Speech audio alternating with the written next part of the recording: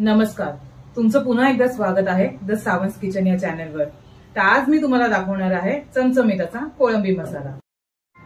इकडे मी 2 चमचे तेल गरम करून घेतलंय, त्यात घातलाय 1 चमचा तूप आणि आता इकडे खडे मसाले 1 चमचा जिरं, 2 हिरव्या वेलच्या, काळी मिरी आणि दालचिनीचे तुकडे। आपल्याला ते नीट फ्राय करून घ्यायचंय।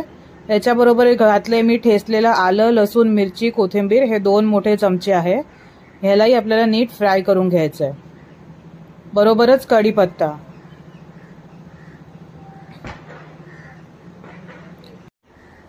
आता यात आपण 3 मोठे चिरलेले कांदे घालणार आहे। कांद्यालाही आपल्याला नीट परतून घ्यायचंय खरपूस होईपर्यंत। कांदा आपला खरपूस झाला आहे। आता यात आपण 1 मोठा टोमॅटो घालणार आहे आणि टोमॅटो मऊ होईपर्यंत आपल्याला त्याला नीट शिजवून घ्यायचंय।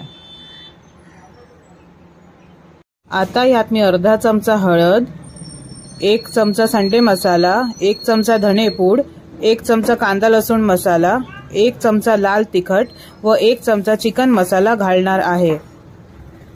ह्याला नीट परतून घ्यायचंय। आता यात थोडं पाणी घाला, म्हणजे तो मसाला जळणार नाही। मसाला नीट परतून झाल्यावर ह्यात मी पाव किलो कोलंबी घालणार आहे।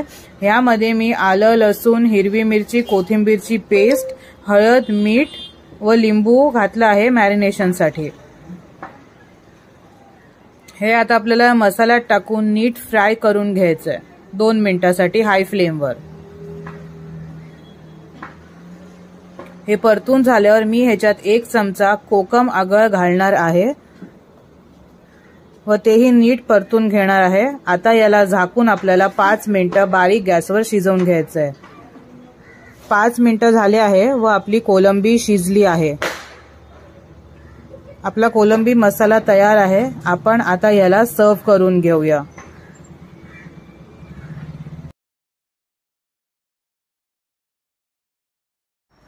मला माहिती आहे तुम्हाला आजची कोळंबीची रेसिपी खूप आवडली आहे, तर लाईक करा व्हिडिओला, शेअर करा, सबस्क्राइब करा आमच्या चॅनलला आणि बघत रहा तुमचं favourite channel the Sawant kitchen. Thank you.